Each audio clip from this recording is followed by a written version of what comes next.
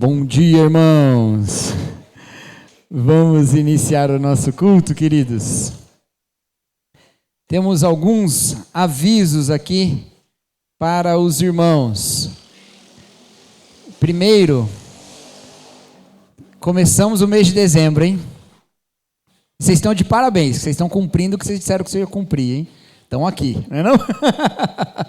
Vocês disseram que eu cumpri, estão cumprindo, isso aí. 7 de dezembro, o dia que se chama hoje, né? Hoje é 7 de dezembro. Nós teremos hoje à noite o nosso musical de Natal das crianças, o musical infantil. Tá lindo, não tá, criançada? Como é que tá, Letícia? Tá bonito lá? Tá, né? Tá lindo, né? Tá, Letícia, Larissa aqui também, a outra Letícia, tá bom, né? Isso aí. Tem outra Letícia ali, tem Letícia nessa igreja, né? A Milena também lá atrás, é. Letícia significa alegria, é uma igreja muito alegre, tá bom, né? Assim é bom. Hoje à noite, queridos, musical infantil, não perca, viu, queridos? E tragam aí visitantes, vamos participar, que vai ser uma bênção. Hoje à noite, 7 horas da noite, tá bom? Semana que vem, de manhã, nós temos a nossa assembleia. Quem é membro da igreja aqui, levanta a mão. Muito bem, estão todos convocados semana que vem de manhã, tá? Para participar da assembleia, que nós temos assuntos importantes aqui para tratar. É a nossa assembleia de eleição, então a eleição da diretoria do ano que vem. Não tem...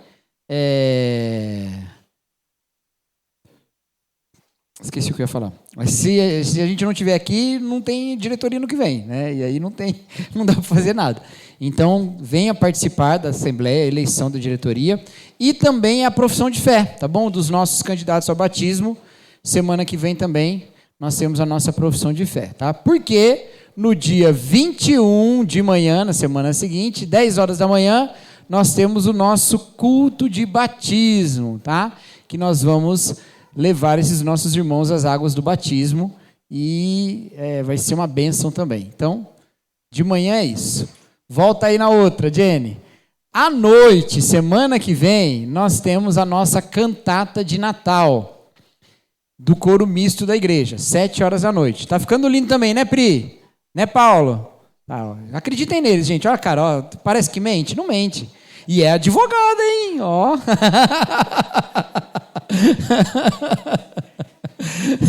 Pegou mal essa, né, Carlos? Pegou... Não. Mas é isso, queridos. Então, semana que vem à noite, cantata de Natal, tá ficando lindo. Nós ensaiamos ontem, passamos todas as músicas, né? Semana que vem tem ensaio também, viu, galera do coral aí, ó. Semana que vem, sábado, 5 horas, né, Carlão? Último ensaio, hein? Não perca, tá bom?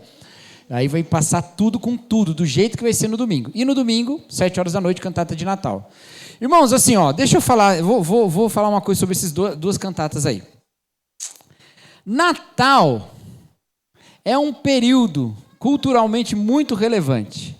Você gostando ou não gostando do Natal, você vai ser culturalmente impactado. Eu estou falando do Natal cultural, do Natal teológico, eu sei que você gosta, por favor, né? Do Natal cultural, gostando ou não gostando dessa época, você vai ser impactado culturalmente. Vai aparecer um filme da Whoopi Goldberg no seu streaming, vai ser um Esquecendo de Mim do nada, né? O Macaulay Culkin quase tem neto já, e você está vendo ele pequenininho ainda, né? Vai ter lá um Leandro Hassum na sua casa, culto, você vai ser um piá. A Simone vai tocar, que eu sei, não vai? Vai ter uma musiquinha da Simone, né? O Paulo não, o Paulo ouve só a do John Lennon, a original, né, Paulo? O Paulo é desse. Eu sei que você vai ser impactado culturalmente de algum jeito. Seja também participante da cultura bíblica do Natal. Entendeu? Não é à toa que esse é um período em que as igrejas se dedicam também em arte, não só em pregação. Então adicione a palavra de Deus à arte natalina que você já vai desfrutar. Entendeu, gente? Não faz sentido isso que eu estou falando? Então não perca essas oportunidades. Semana passada, o coro presbiteriano lá fez uma cantata na Mackenzie. Eles fazem todo ano, né? Foi no dia que tinha culto aqui. Eu vim aqui para o culto, perdi. Olha só. Eu compromisso com a oração aqui. Mas eles fazem todo ano. O que é isso? São irmãos aproveitando a oportunidade de encher esse mundo com arte, beleza, mas com a palavra de Deus. Né? As cidades esse ano estão todas super iluminadas, né? Eu não fui lá ver Nova Odessa. Está iluminado lá, Nova Odessa? Tá? Sumaré, Hortolândia, está cheio de coisa bonita, né? Está todo mundo ávido por beleza. A gente está também pregando a palavra de Deus, que é a beleza mais bela, com beleza artística também. Então, não perca, traga visitantes, leve essa argumentação. Fala assim, olha, sério, seu Natal vai se resumir ao Leandro Hassum? Não, vamos assistir uma cantata comigo. Amém? Tadinho do Leandro Hassum, né, coitado? Tem nada a ver com essa história, estou citando ele aqui. E no dia 21 de dezembro, o último culto antes do Natal, nós teremos o nosso culto de Natal. Cadê o Carlão? O nosso louvorzão de Natal, Carlão. Tá bom? Dia 21 de dezembro, não perca, à noite também, no mesmo dia do batismo. Batismo de manhã, o nosso culto de Natal à noite. Amém, meus irmãos? É isso, então vamos participar. Obrigado aí por quem, olha aí, gente, refrigera minha alma, né? Veio um ventiladorzinho aí para vocês. É o Ranieri que trouxe. Vamos orar, meus queridos? Baixe sua cabeça, vamos falar com Deus. Senhor nosso Deus, obrigado, Pai, pela sua palavra, que nós já estudamos aqui essa manhã. Obrigado pela cruz, ó Deus, de onde a graça fluiu na nossa direção. Obrigado, ó Deus, pela sua bondade, amor, e que nós, ó Deus, vivamos sempre de maneira a responder ao Evangelho, ó Pai. Essa é a nossa oração em nome de Jesus Cristo. Amém. Bom dia, irmãos. Eu queria convidar você a ficar de pé para nós começarmos o nosso tempo de louvor e de adoração nessa manhã tão importante, tão especial, que nós também celebraremos a ceia do Senhor. Quem é esse que vem nos abraçando? Quem é esse que vem nos constrangendo com o olhar? Ele é tão sábio, ensinar em amor. Ele é tão manso, cuida dos corações.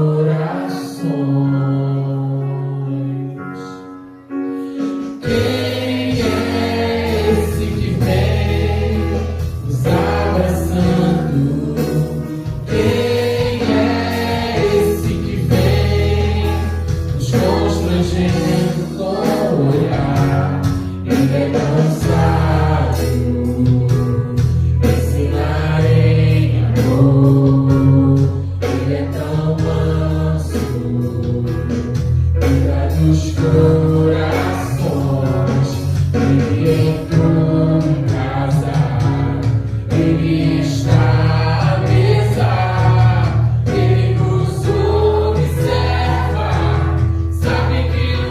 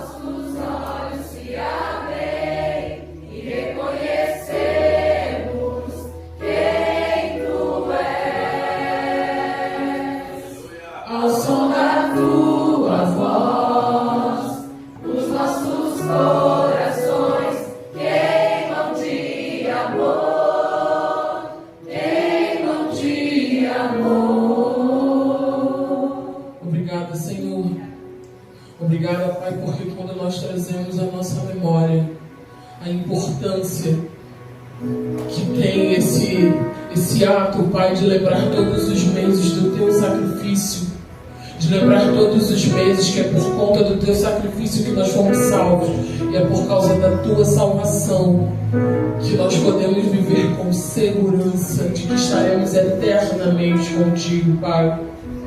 Obrigado, Senhor, porque ninguém poderia fazer por nós o que o Senhor fez. O céu me encontrar, aqui não é o seu lugar. O amor assim o mundo não conheceu.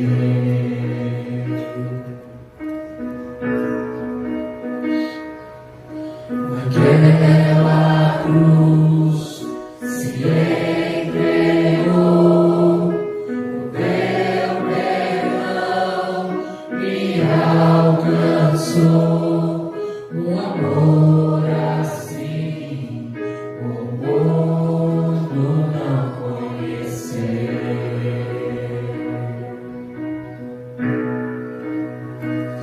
No altar de adoração, seja sempre exaltado, Jesus, Filho de Deus, deixou a sua glória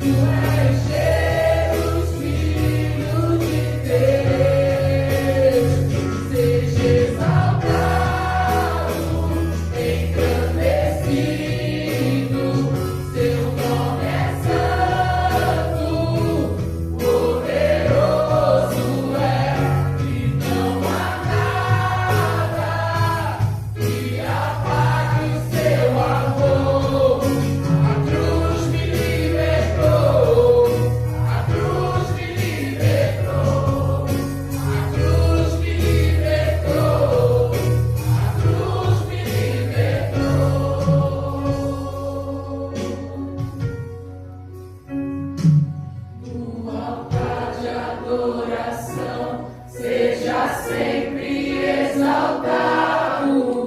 Jesus, Filho de Deus, deixou a sua glória, morreu em meu lugar. Jesus, Filho de Deus, no altar de adoração seja sempre exaltado. Jesus, Filho de Deus, deixou a sua glória, morreu em meu lugar. Jesus, Filho de Deus, tu és Jesus, Filho de Deus, tu és Jesus, Filho de Deus. Obrigado, Senhor. Obrigada, Pai, porque nós reconhecemos que Cristo é o Filho que se entregou por nós, que nos salvou. Obrigada, Senhor, porque a cruz é aquilo que faz todo sentido, Senhor.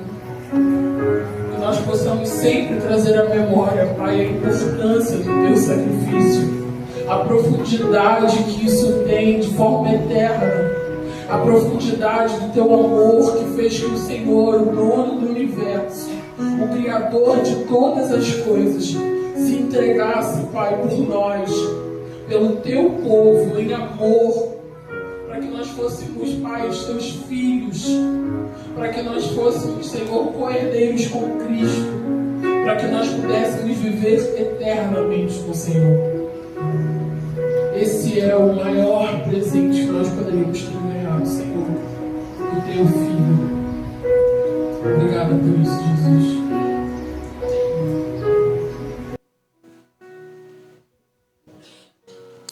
Os irmãos podem se assentar. Nós teremos agora o momento da ceia do Senhor. Momento em que nós nos lembramos da morte do Senhor Jesus Cristo. Mas o que é lembrar da morte de Jesus Cristo? Ou quando foi que nós esquecemos da morte de Jesus Cristo? Não é um exercício apenas da memória. A ceia do Senhor, assim como todas as cerimônias, ordenanças e liturgias que nós encontramos na Bíblia, todas elas manifestam ou proporcionam a oportunidade de um lembrar ou de um conhecer que é chamado de um conhecimento incorporado. O que é o conhecimento incorporado? É um conhecimento que é vivido no corpo. Não é um conhecimento apenas cerebral. Quando celebravam a Páscoa, os judeus, após a saída do Êxodo, a saída do Egito, eles não celebravam a Páscoa como sendo um momento gostoso de estarem juntos, como quando você combina com amigos de ir numa lanchonete, ou quando alguém convida algum amigo para ir em casa. Tinha dia certo, tinha jeito certo de fazer, e tudo isso porque havia uma memória, que era a memória do Êxodo, da saída do Egito, da primeira Páscoa. E isso não tinha um significado apenas para aquele momento. Não era uma memória apenas para que essa história não se perdesse. Era uma memória para que o povo e a forma de viver do povo não se perdesse. Era um cultivo de vivência. A ceia do Senhor é um cultivo de vivência também. Porque a memória que se exige de nós da cruz não é apenas cerebral, mas é viver como quem se lembra o tempo todo disso.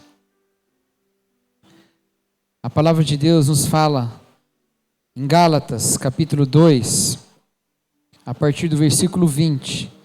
Estou crucificado com Cristo, assim já não sou eu quem vive, mas Cristo vive em mim. A vida que agora vivo no corpo, vivo-a pela fé no Filho de Deus, que me amou e se entregou por mim. Veja como a morte de Cristo não é apenas a morte de Jesus na cruz, mas é também, na palavra de Deus, uma realidade da nossa morte em Cristo. O que significa dizer que nós morremos em Cristo? Todos nós somos formados pela nossa história. Quando eu dou aula no 6º ano, a primeira aula que eu dou no 6º ano, que tem lá o que é história, eu começo a dizer para eles assim, que nós não somos carne e osso, nós somos carne, osso e tempo. Nós somos tempo. O que te faz ser quem você é, são as suas experiências, é a sua vida. São as relações que você construiu no caminho. E elas direcionam como você vive, como você reage, como você age, o que você busca. Mas quando nós encontramos com a cruz de Cristo, quando nós cremos em Jesus, nós reconhecemos que todas essas realidades não têm força suficiente para construir quem nós somos, em todo o potencial do Espírito. Então, de repente, todas essas coisas são consideradas mortas. Não porque nós nos esquecemos dela, ou porque deixamos de viver também nesse corpo. Não porque essas histórias agora não nos tocam de alguma maneira, mas porque nós não somos determinados por ela. É por isso que a palavra de Deus faz desafios tão radicais do nosso viver. Desafios radicais. Às vezes nós somos pessoas muito agressivas porque aprendemos a lidar com as situações só na agressividade. Se eu não erguer a voz, a coisa não acontece. Mas a gente encontra Jesus que foi para a cruz em silêncio e a gente é levado a mudar. Não porque a vida nos ensinou assim, mas porque a palavra nos ensinou assim. Às vezes a gente é avarento e tem dificuldade de ser generoso porque passou muita necessidade na vida, ou pelo contrário, porque foi muito abundante e aprendeu que na vida o importante é ser rico e abundante. Mas aí a gente encontra Jesus que não tinha onde reclinar a cabeça e a gente é transformado não pela nossa história de vida, mas pelo Evangelho. Lembrar da morte de Cristo não é apenas lembrar que isso aconteceu com Jesus. É trazer essa memória a nós como nossa história. E incluir essa história de Cristo na história que nos forma. Porque nós somos carne, osso e tempo. E o tempo que nos forma não é o tempo da nossa vida, mas é o tempo de Cristo. E a eternidade de Cristo. Amém, meus irmãos? Então Paulo nos desafia. Quem vive através de mim agora é Cristo. É a história de Cristo que está sendo manifestada no meu viver. É a memória de Cristo que está sendo testemunhada através de mim. Então, quando eu lembro da cruz, eu lembro, Jesus morreu na cruz e eu morri com Ele. E Jesus ressuscitou e com Ele eu ressuscitei para uma nova vida. É por isso que Paulo fala aos Coríntios que nós devemos nos examinar a nós mesmos. E então comer do pão e beber do cálice. E eu já disse 1000 vezes isso para vocês, mas nunca de manhã, então eu vou dizer de novo. Nós olhamos para nós e procuramos em nós o que não é Cristo em nós. E confessamos isso diante de Deus. Senhor, eu sou grato porque o Senhor mudou a minha vida. E hoje eu aprendi a perdoar por causa de Jesus. Mas eu sei que teve vezes que eu me vinguei. E ali não foi Jesus, fui eu. Eu quero mortificar esse aspecto da vingança, porque eu quero viver pelo perdão de Cristo. Senhor, eu agradeço porque o Senhor transformou a minha maneira de falar.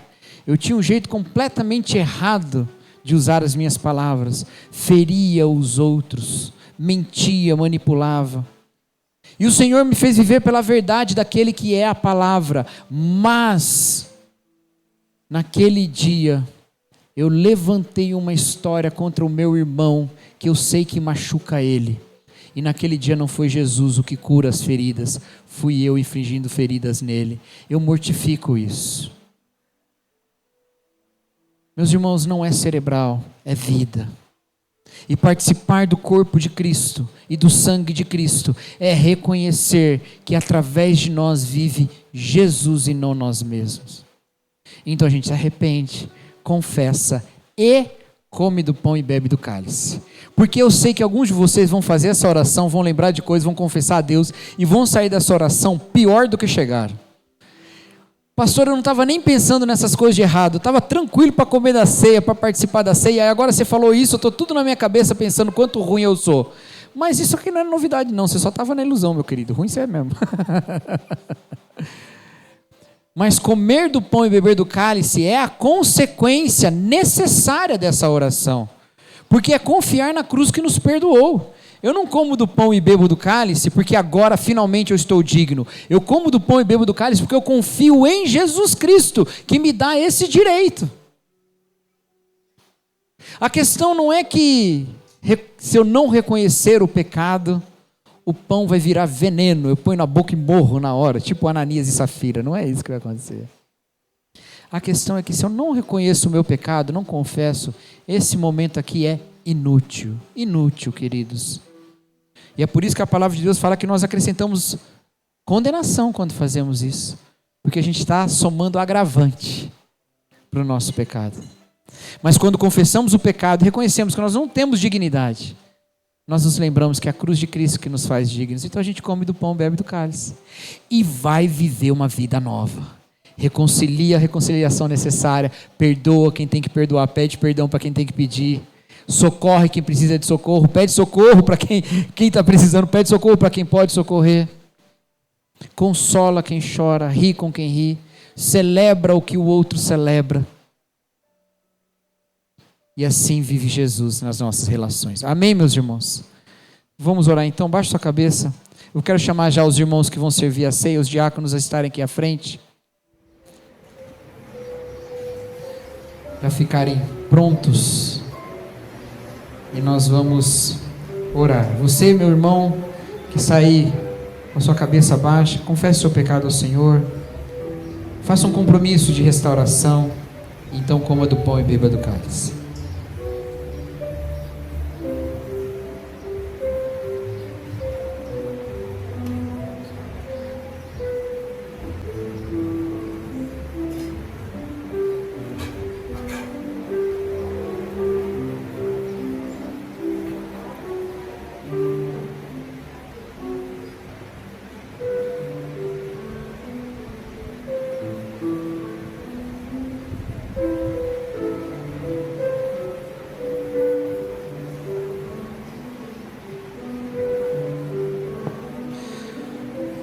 Senhor nosso Deus, nosso Pai, obrigado, Senhor, pelo Teu perdão. E obrigado, Senhor, pelo pão representando o corpo de Cristo, entregue por nós no madeiro, e que nos faz igreja do Senhor, corpo de Jesus. Ensina-nos, ó Deus, a viver como corpo, em tudo dependente do cabeça que é Cristo. E como membros do mesmo corpo, em tudo auxiliando os nossos irmãos. Essa é a nossa oração em nome de Jesus Cristo. Amém.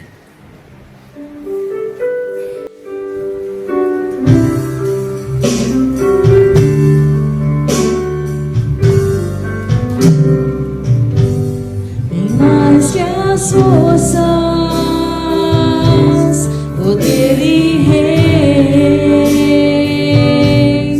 que a natureza e tudo que se fez, bem mais que tudo criado por suas mãos. Deus, Tu és o início, meio e fim, bem mais que os mares, bem mais que o sol e as maravilhas que o mundo conhecer. as riquezas, tesouros dessa terra, incomparável és pra mim.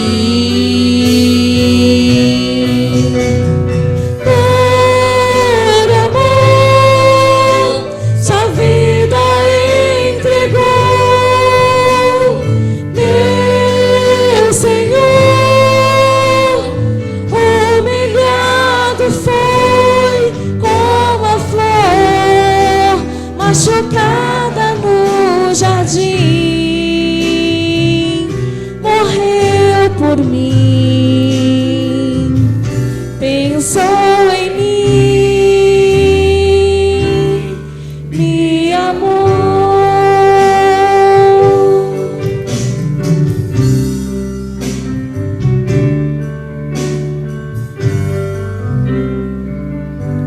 Bem mais que as forças, poder e reis, que a natureza e tudo que se fez, bem mais que tudo criado por suas mãos. Deus, tu és o início, meio e fim. Bem mais que os mares, bem mais que o sol, e as maravilhas que o mundo conheceu, e as riquezas, tesouros dessa terra, incomparável és pra mim. Por amor, sua vida entregou, meu Senhor. Humilhado foi como a flor, machucada no jardim, morreu por mim, pensou em mim, me amou. Por amor, sua vida entregou, meu Senhor. Humilhado foi como a flor, machucada no jardim, morreu por mim, pensou em mim, me amou. Como a flor, machucada no jardim, morreu por mim, pensou em mim, me amou.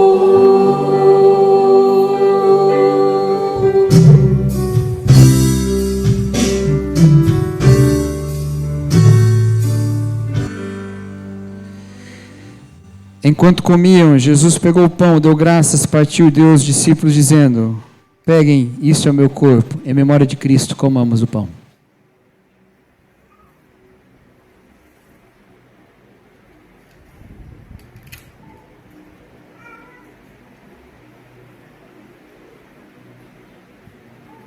Oremos. Senhor nosso Deus, louvamos o Teu nome, ó Pai, pelo sangue de Jesus derramado na cruz do Calvário. Sangue que nos expia dos nossos pecados e que nos reconcilia contigo, ó Deus, pagando de uma vez por todas a nossa iniquidade. Sangue, ó Deus, precioso, que compra para nós uma coroa incorruptível, que nos garante, ó Deus, uma herança contigo mesmo. Que o Senhor, ó Deus, nos sustente em fidelidade ao Senhor, mesmo que seja exigido de nós derramarmos o nosso sangue pelo Senhor e pelos nossos irmãos. Em nome de Jesus Cristo que nós oramos. Amém. Em seguida pegou o cálice, deu graça, ofereceu aos discípulos e todos beberam dele. Em memória de Cristo, bebamos do cálice.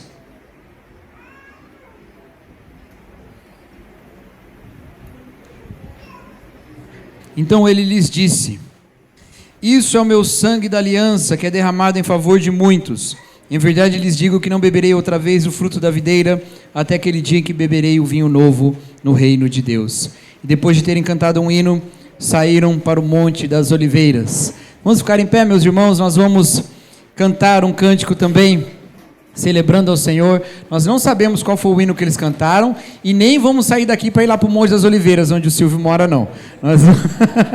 Nós vamos cantar e louvar ao Senhor pela graça que recebemos de Jesus.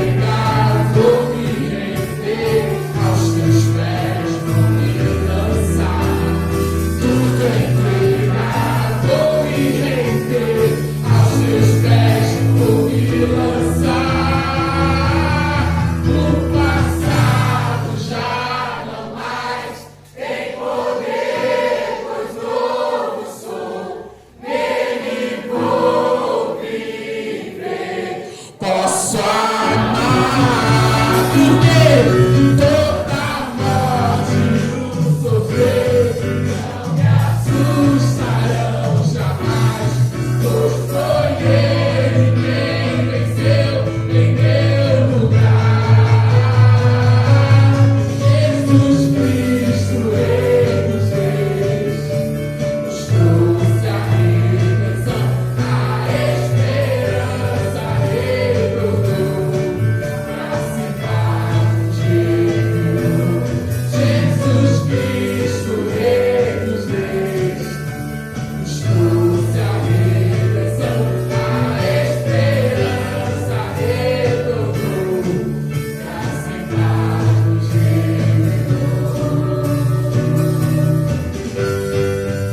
Obrigado, Senhor. Obrigada, Senhor. Obrigada, Pai. Porque nós podemos, Senhor, ser livres e cantar com liberdade. E cantar com amor e viver com liberdade, Senhor. Porque o Senhor nos salvou, o Senhor nos libertou, Pai. Obrigada, Senhor, porque essa liberdade custou um alto preço para Ti. E por graça o Senhor nos alcançou com a salvação e com a Tua liberdade. Nós somos gratos, Pai, porque essa é a última ceia de 2025, Pai. E que nesse mês de dezembro nós podemos agora, como Teu corpo, como Tua igreja, trazer a nossa memória e celebrar a Tua liberdade, Senhor, a liberdade que o Senhor nos dá. Obrigada por isso, que o nosso coração permaneça firme nessa verdade, seguro nessa verdade e contente e alegre nessa verdade também, Senhor. Muito obrigada, que o Senhor continue falando aos nossos corações, agora através do momento da palavra, Pai, em nome de Jesus. Amém.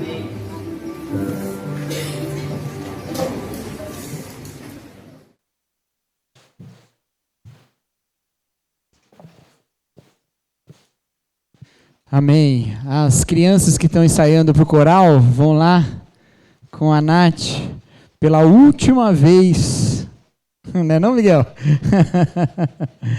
Última vez para já ensaiar para a noite, né? E eu convido os irmãos a abrirem as suas Bíblias no livro do profeta Miqueias, no capítulo 5. Miqueias, capítulo 5.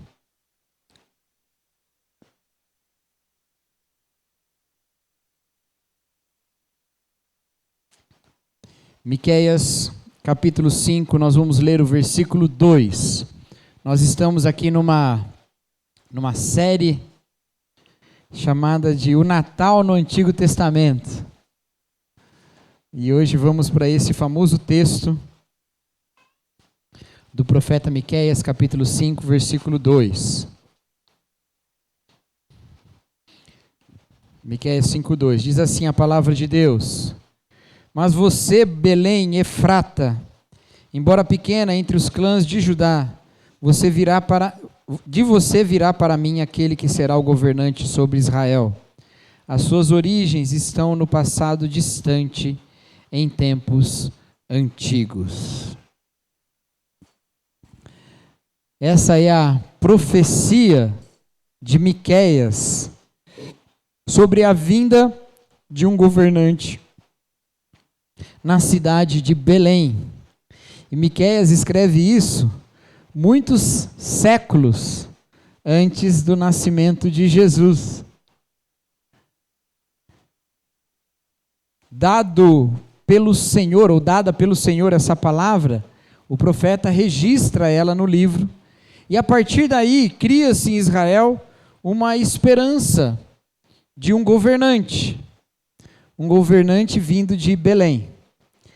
Nas histórias do Natal, que você conhece bem, você sabe que essa profecia é atribuída ao nascimento de Jesus Cristo mesmo. Lá por Mateus, ele fala de Jesus. E é o que leva, inclusive, Herodes a querer matar todas as crianças e até 2 anos, pela vinda desse governante que roubaria ali a sua posição de rei. Ainda que Herodes mesmo não fosse rei, fosse uma espécie de governador ali, mas ele se dizia rei dos judeus, né? Mas é só um versículo aqui, rapidamente. E Miqueias fala desse Salvador de Israel. E eu aprendi com um professor meu no seminário que toda vez que você vê na Bíblia escrito sobre salvação, você deve se perguntar: salvar de quê? E do que seria essa salvação? Ou como haveria um resgate aqui? Obviamente que esse versículo não traz a palavra salvação, mas o conceito está aqui presente, eu já explico para vocês. Quando você puxa ali do versículo 1, você vê que ele está falando de um futuro terrível. Reúna suas tropas, ó cidade das tropas, pois há um cerco contra nós. O líder de Israel será ferido na face com uma vara. Havia uma expectativa de um domínio estrangeiro sobre Israel, e no caso um domínio assírio, que era a grande potência militar da época. Quando Miqueias escreve que virá um governante de Belém, ele não está falando em primeira instância de um Messias, ele está falando em primeiro lugar, ele está falando de alguém que salvaria o povo de Deus dessas ameaças de invasão estrangeiras. Ele está falando desse Salvador. Porque esse era o medo imediato ali. E é nesse contexto que aparecem algumas figuras interessantes aqui. Primeiro, que ele coloca que é de Belém que virá esse Salvador. Belém, embora seja pequena, ou a menor dentre os clãs de Judá. Um lugar que era minúsculo no tempo de Jesus e também minúsculo no tempo de Miqueias. Era um lugar muito pequenininho. E por que Belém é anunciado aqui? Porque Belém é a cidade de Davi, o rei de Israel, que libertou o seu povo dos inimigos estrangeiros e que teve tantas e tantas vitórias contra os inimigos. Nesse período da história, já crescia e já tomava bastante força dentro do povo de Israel, um tipo de pensamento que nós chamamos de davidismo, que era a expectativa pela vinda de um rei na semelhança ou à semelhança de Davi. E isso era baseado na promessa que Deus tinha dado a Davi mesmo, quando Davi resolveu que ia fazer o templo para ele. Deus diz para Davi: não é você que vai fazer uma casa para mim, eu farei uma casa para você. E casa, segundo o que Deus está falando ali, não era uma casa que Deus ia construir uma casa para ele, mas é que Deus faria uma dinastia davídica, a casa de Davi. E essa dinastia davídica, de fato, se cumpriu. Os descendentes de Davi estavam no trono, como Deus prometeu, sempre haverá em Jerusalém um descendente de Davi. Então, a promessa de Deus de tirar de Belém, Deus podia trazer o seu governante de qualquer lugar, mas a promessa de Deus de que viria de Belém é uma reafirmação de que a salvação estaria num reino que é o reino eterno de Deus, como prometido a Davi. Mas também há essa questão de ser uma cidade pequena. Uma cidade pequena. Isso toca também a história de Davi. Davi era o menorzinho dos seus irmãos. Afinal de contas, em pequenos frascos estão os maiores perfumes. Eu sempre gostei dessa frase. Até esquecido pelo seu pai na hora de apresentar os filhos para Samuel. Mas Davi se torna esse grande governante de Israel. A história da salvação do povo em Miqueias, a história de Davi, a história do Natal, são histórias que apontam para a esperança nas pequenas coisas, a esperança no mover de Deus através do que é humilde e do que é desprezado. Belém, a menor, mais desprezível das cidades dos clãs de Judá, dela vem o Salvador. Esse tema da glória habitando a humildade é um tema profundo no Natal. E está em cada um dos aspectos do Natal. Primeiro, o próprio anúncio do nascimento de Jesus para Maria. Lembra que a Virgem Maria eleva a Deus um cântico e ela diz que ele atentou para a humildade da sua serva. E ela completa dizendo que o Senhor despreza os soberbos, mas que ele ama os humildes de coração. Que ele despediu os que muito tinham e encheu os celeiros dos que nada tinham. É a humildade. É a humildade de pastores no campo, tendo a visão maravilhosa, magnífica de anjos anunciando a vinda do Senhor.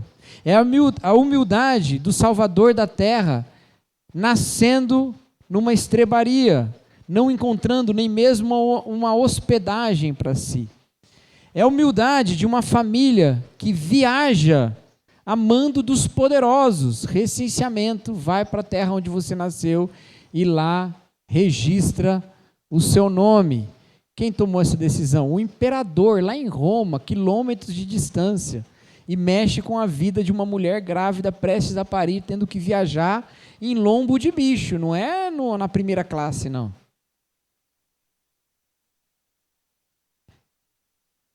É a humildade de uma família que precisa fugir do furor de um governante que quer causar um genocídio, matar crianças e se torna refugiado no Egito, essa família.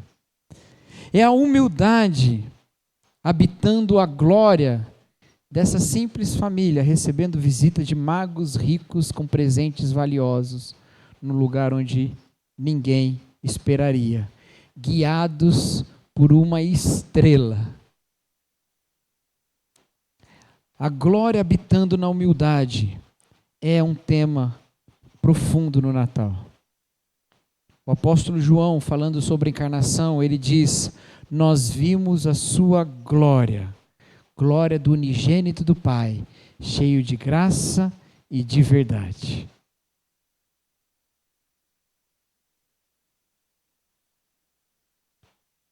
Isso nos ensina algumas coisas, meus irmãos.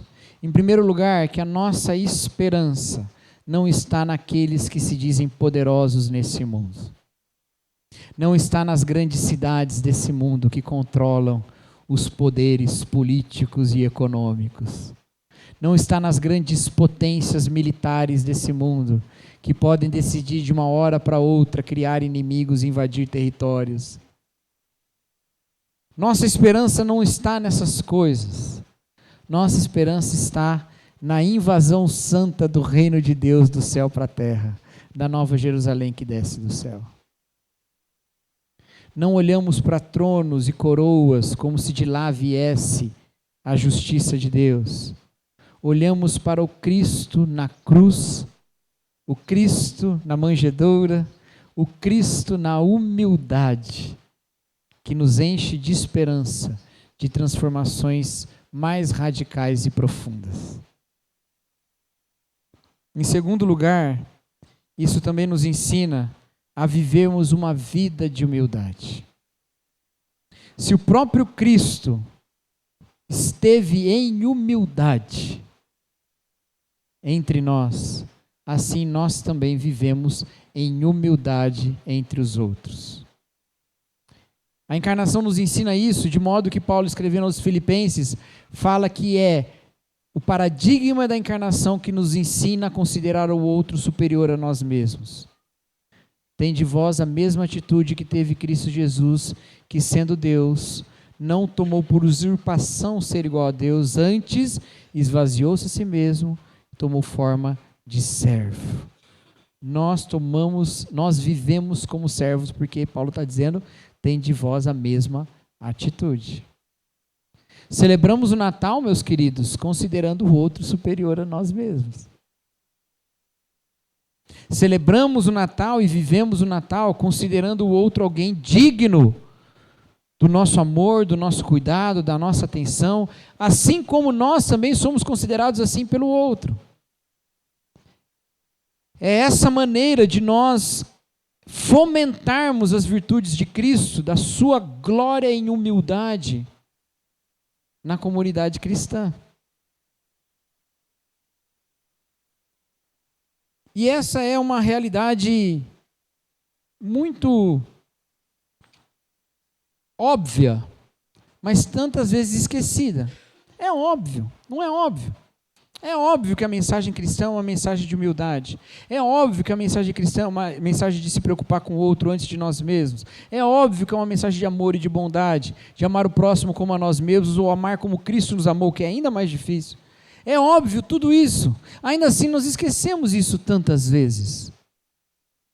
E sempre esquecemos isso quando tiramos a nossa cabeça de Belém e colocamos a nossa cabeça em Nínive, ou em Roma, ou em qualquer outro lugar, em que o poder do braço parece valer mais do que o poder do Espírito.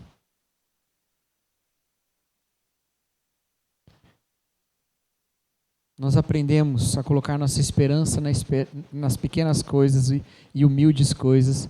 Nós aprendemos a viver também de maneira humilde. Paulo, interpretando essa notícia, ou essa mensagem lá em 1 Coríntios, ele fala que Deus escolheu as coisas desprezíveis para humilhar as que são alguma coisa, as que nada são para humilhar aquelas que são. Esse é o caminho contraintuitivo da vida cristã. Mas há uma terceira coisa que nós aprendemos aqui. E essa terceira coisa está aí: encontrar Jesus na humildade. Encontrar Jesus no desprezo. Como assim? O Senhor Jesus nos ensinou a encontrá-lo no mesmo lugar onde ele foi encontrado pelos pastores. Na humildade, no abandono, no desprezo. Cada vez que fizeste isso a um dos meus pequeninos, a mim o fizeste. Cada vez que agiste dessa maneira para algum dos meus pequeninos, é assim que vocês fizeram. Eu estive preso e vocês foram me visitar. Eu estive doente, vocês foram me visitar. Estive nu, vocês me vestiram. Tive fome, deste-me de comer. Tive sede, deste-me de beber. Entendeu, meus queridos? A estrela que nos guia agora é essa. Que nos guia Jesus apontando para o próximo. Nas suas carências, nas suas necessidades. E dessa maneira, a gente começa a cumprir aquilo que Maria cantou no seu cântico. O Senhor encheu a despensa dos que não tinham nada. Miqueias mesmo entendia isso e recebeu isso do Senhor. Ele sabia que o problema de Israel era que Israel vivia com injustiça. Ele praticava a injustiça, ele não se preocupava com a misericórdia. Olha o capítulo seguinte aí, capítulo 6, versículo 6. Como eu poderia comparecer diante do Senhor e curvar-me diante do Deus exaltado? Deveria oferecer holocaustos de bezerro de 1 ano? Isso aqui é Miqueias perguntando. Ficaria o Senhor satisfeito com milhares de carneiros, com 10.000 ribeiros de azeite? Será que Deus está precisando de alguma coisa? Será que eu posso acrescentar alguma coisa a Ele? Devo oferecer o meu primogênito por causa da minha transgressão? O fruto do meu corpo por causa do pecado que cometi? Que preço eu vou pagar por ser injusto, por ser pecador? Miqueias mesmo responde: Ele mostrou a você, ó homem, o que é bom. E o que o Senhor exige de você: pratique a justiça, ame a lealdade e ande humildemente com o seu Deus. Pratique a justiça. A palavra justiça no Antigo Testamento, ela tinha um sentido muito maior do que simplesmente fazer o que é certo, não lesar ninguém. Ela tinha a ver com uma ideia de que o mundo está em injustiça. agimos de forma reparadora no mundo. Não é simplesmente eu não vou roubar ninguém, vou fazer meu trabalho, vou ganhar meu dinheiro, vou comprar de maneira honesta o que eu preciso. Não, é saber que aquele que não tem o que precisa, não tem simplesmente porque ele foi injusto. Não, ele não tem porque o mundo é injusto. E andar fazendo justiça nesse mundo não é simplesmente não praticar injustiças individualmente. É agir contra a injustiça reinante. Por isso que só é possível fazer isso se andamos humildemente. Se andamos humildemente. Se andamos em soberba, se pensamos que merecemos alguma coisa, se não partimos do entendimento que Miqueias mesmo aqui traz, da nossa culpa e da graça maravilhosa que recebemos em Jesus, do perdão que recebemos nele, devo oferecer meu filho primogênito para o Senhor me perdoar? Não, ele ofereceu o filho unigênito dele para nos perdoar. Se nós reconhecemos esse nosso estado de pecado e a dádiva de Deus, não tem outra escolha, meus irmãos, senão vivemos esse mundo de maneira humilde, amando a lealdade e praticando a justiça. Não tem outra maneira. Então, o Natal, que de fato é comemorado nos moldes bíblicos, não é aquele que fala, finalmente chegou as férias. Nós vai descer para BC. Não. Não. É aquele que fala, nós vamos descer até as necessidades do nosso irmão, como Jesus Cristo desceu a nós. Você pode aproveitar as férias, você pode fazer o que você quiser, mas viva a misericórdia de Deus, ande humildemente com o seu Senhor. E essa humildade vai gerar em nós, irmãos, uma série de frutos. É claro que ele vai gerar, a humildade vai gerar a contribuição e o cuidado com os necessitados, mas ela também vai gerar a graça que recebemos de Deus em sermos perdoados por Ele, em oferecer perdão ao outro. Ela nos moverá à reconciliação. Eu fico abismado, meus queridos, o quanto as famílias não conseguem se reunir mais no Natal, porque estão com a cabeça em Brasília e não em Belém. Eu acho um absurdo isso, meus irmãos. Que é impossível que seja a mídia, o seu influenciador político preferido, que fale para você quem é o seu tio e não você mesmo que conheceu ele. Que fale para você quem é seu filho, quem é seu pai e não você que conhece ele. A humildade de Cristo move os nossos corações na direção do próximo, para vivermos em humildade. E essa humildade manifesta graça e reconciliação. Sentados à mesa, partilhando do pão, celebrando a vinda do Messias. Ele é a nossa paz. Por que você está em guerra, meu querido? Por que você está em guerra? É de Belém Efrata que vem a salvação. E sabe que depois que Cristo vem, vive, faz seu ministério, morre, ressuscita, sobe aos céus e diz, e não os deixarei sozinhos, eu mandarei o meu Consolador. E onde é que o Consolador vem? Não é em Roma, é em Jerusalém. Considerado distante do centro de poder, periferia do império. Recebereis o poder ao descer sobre vós o Espírito de Deus. Permaneçam em Jerusalém. E vocês serão minhas testemunhas em Jerusalém, Judéia, Samaria. Meu irmão, Samaria era um nada. Jerusalém, Judéia, Samaria. E até os confins da terra. Senhor, onde é que está Roma? Está nos confins da terra. Onde é que está Nínive? Está nos confins da terra. A Babilônia, confins da terra. Washington, confins da terra. Brasília, confins da terra. O que está no centro, Senhor? A pequena manjedoura na estrebaria onde o verdadeiro rei, de fato e de direito, vive. Na humildade em glória manifestada por ele. Vivamos essa humildade. Amém, meus irmãos? E vamos praticar isso na nossa vida, então. Coloquemos a nossa esperança em Jesus, vivamos de maneira humilde e busquemos Jesus na humildade. Vamos orar? Baixe sua cabeça.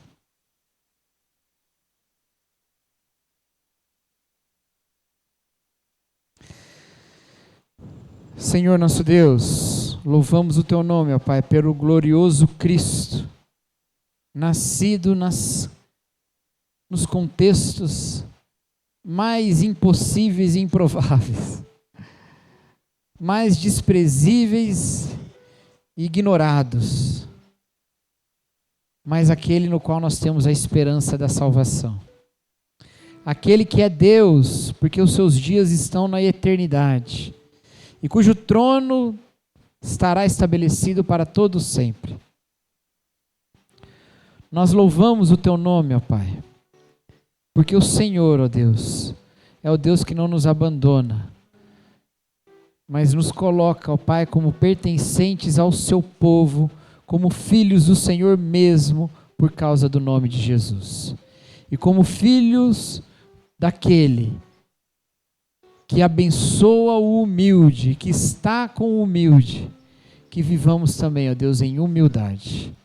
Essa é a nossa oração em nome de Jesus Cristo. Amém. Meus irmãos, nós temos a oportunidade de cumprirmos parte do que foi dito aqui essa manhã. O irmão Edivaldo, 2 encontros de homem atrás, nos desafiou, 3, é que teve um que eu não vi, né? Teve um que eu não estava aí.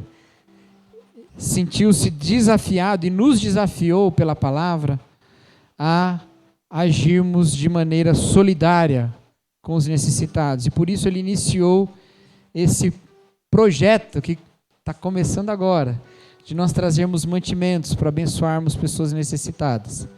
Ele trouxe essa cesta ali, olha lá que bonitinho, irmãos, ó, né? E tá ali, ó, naquele lugar. Então, à noite, você pode trazer alguma coisa. Alguns irmãos já trouxeram hoje de manhã, porque já avisou lá no grupo, né? Você pode trazer alguns mantimentos, tá bom? Tem coisas que estão lá no grupo da igreja, né? Tem uma lista lá, enorme. Mas qualquer coisa que você puder trazer, traga. Nós vamos abençoar pessoas. E com isso, meus queridos, nós estaremos cumprindo o que a Virgem Maria falou. O Senhor enche a despensa dos necessitados. Amém? Que Deus os abençoe, queridos. Um bom domingo para todos. Até a noite, cantata das crianças.